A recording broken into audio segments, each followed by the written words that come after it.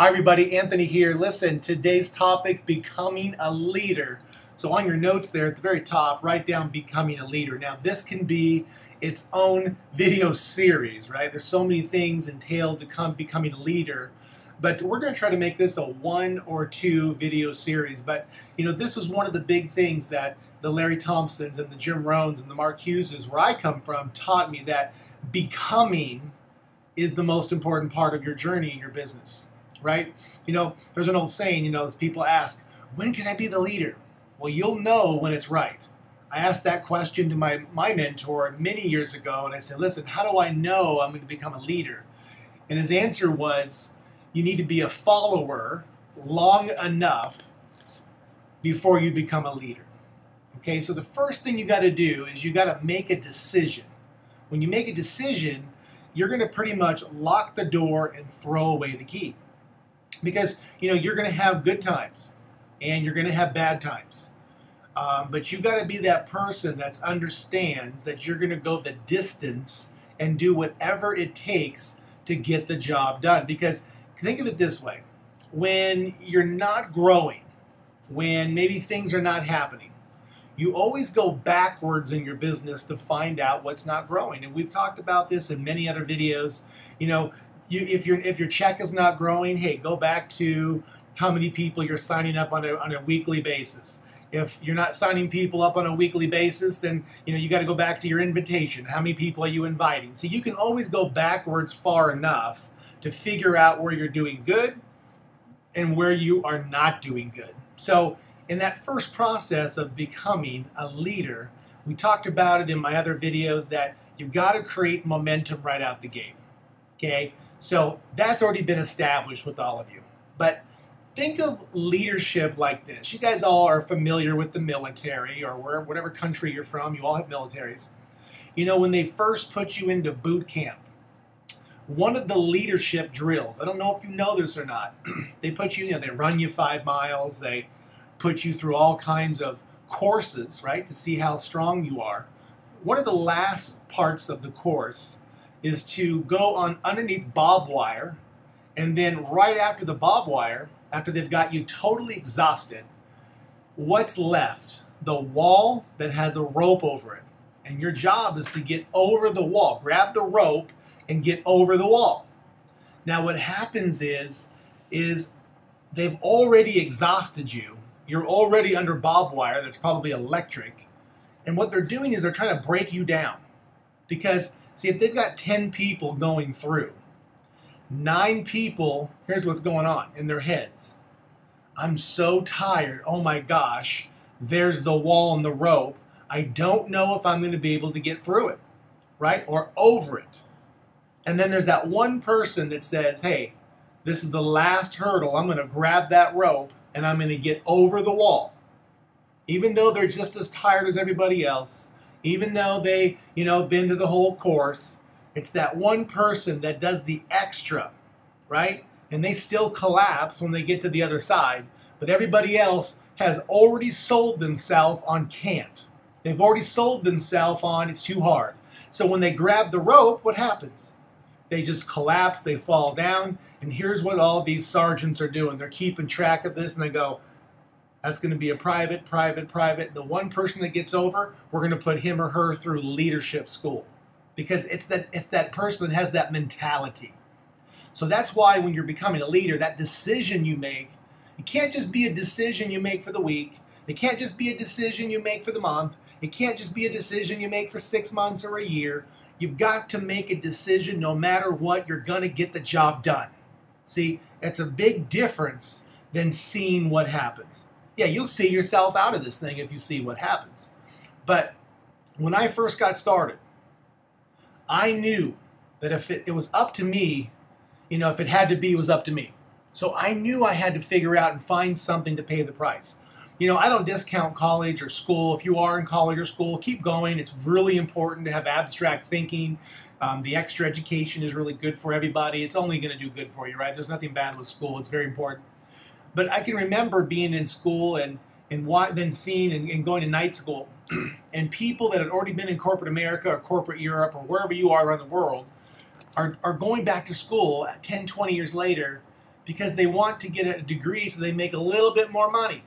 And isn't it interesting that they worked 4 years around their full-time jobs, take up all their evenings, study on the weekends, get the degree, which is a huge accomplishment, only to make an extra $500 to $1,000 a month, in some rare occasions $2,000 to $3,000 a month?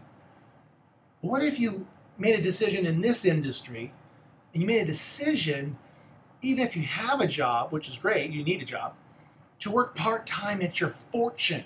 And what if it took you 3, 4, 5 years, and you chipped away at it like it was night school, and you went after this, and little by little you got to $3,000 a month, then $5,000, then $10,000, then $15,000, and then 20, 30, 40, 50, right? Because you made a decision to pay to go after it. And see, that's a big difference than if you go to school in night school. I know what you're doing. I know if you're doing it, or you know someone, they want the promise of the future, right? But you can have the promise of the future here if you just make that decision and go for it.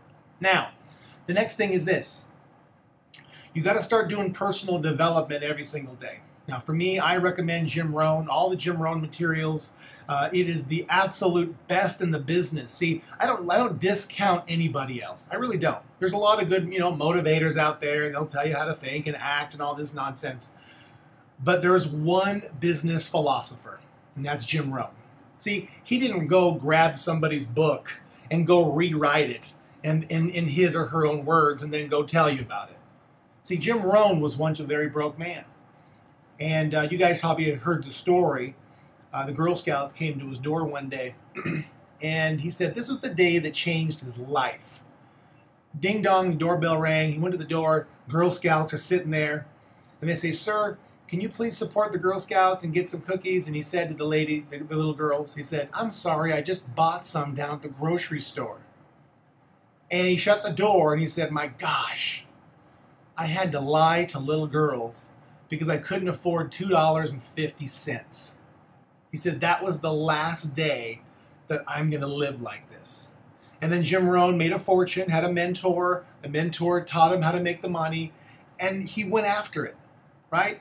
Didn't happen overnight for him. He made millions of dollars, and then guess what? He lost it and then regained his millions. And see, the reason why his information and his message is so powerful, he talks to the person that's going through what he went through. So when you've lost an organization, you've lost a leader, or maybe you're having a struggle with money, or whatever the deal is, see, he's talking to you the good and the bad. Sometimes you don't want to hear what he's saying because it hurts you. You're like, "Oh my gosh, that's so true, but I don't want to do that." Well, when you listen to a business philosopher like Jim, you grow as a human. Now, here's what you got to do. You want to read or you want to listen to an audiobook 30 minutes a day. And you don't need to read so fast that you just kind of get through it as quickly as possible. You might want to read a chapter or maybe a half a chapter. Take a highlighter. Highlight the points that pertain to you. When you're done reading, here's what you need to do. You need to do 2 things. How can this message today help my personal life? And how can this message help my business life? See, becoming, guys. You're not going to be a leader today. But over a period of time, you're going to be a leader if you just stay the course. Make the decision, stay the course. So, I have to tell you, in my personal development that I do every day, I still have to change. I mean, I'm changing every single day, man. I'm doing whatever it takes to get better. I spent the last 12 months just kind of sitting down and creating some sales funnels that are just going to absolutely knock the cover off the ball. And see, what's so amazing is that when you're building, sometimes you make it, sometimes you don't. You go back and look at what failed, and you go back and do it again. But the personal development that I've been through allows me to keep pushing forward, because you know what happens? Eventually, the home run comes. And when it's home run, it's the taste of victory. So what you got to do is you got to be that person that does whatever it takes every single day. Could be 6 days a week. Take a day off, right? Or in case you get real excited, keep going after it. But be that person that works on yourself. Because when you get to all the money and you go, "Gosh, I have tons of money in the bank," you're going to look back and you're going to go, "It wasn't about the money. It was all of this preparation that I did over the years on developing my mind, my patience, my skill set, it all starts to show up over a period of a year, 2, 3, 4, 5, 10, 15, 20 years. So it's an ongoing course. On the other hand, you could be the person that doesn't do it, right? You don't do it. Maybe you luck out, get somebody hot underneath you, and you get the money. It's going to be a sad day for you because you're not going to have the capacity for the money. You'll have the money, but you won't have the capacity for it, and you'll either spend it all or you'll owe a bunch of taxes and you won't pay them or whatever the deal is. That's why it's so important.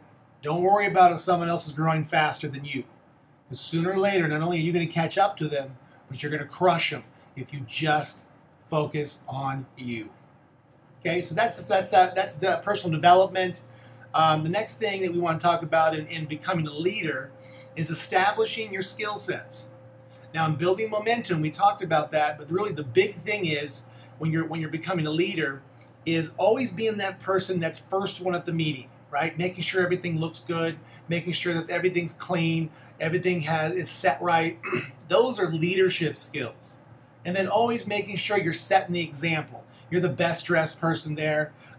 You're making sure that everyone has a seat. You've got all your greeters set up. Whatever your methodology is, you got to be that leader that helps when it's time to help. Like if you just sit down and you're not asking, how can I help? What can I do to serve the group here? And you're just showing up to show up and then boom, you're out the door. It's not going to work for you guys. See, first in line and last to leave. We're servants. You create a story and then you tell your story. So if you're not that person that's ready to, become that leader, then, it's going to take a while. Now, I remember when I was in my other company, we made shakes all day long. I was the first person at the meeting. Hey, who's making the shakes? Great, I'll make the shakes. Hey, who's the greeter? I'll greet. Do you need a mic runner? Who's the mic runner? See, be that person that's always volunteering, because you don't realize by always volunteering, you're the person that's around all the money. And the money's talking about, hey, go do this, go do that. Okay, what's the temperature in the room? What's going on back here, over here? See, when you hear all of this constantly, you don't realize, but millions of dollars of information is being given to you. Like little things, like you always want to have the room 62 degrees. Why? So your audience doesn't fall asleep.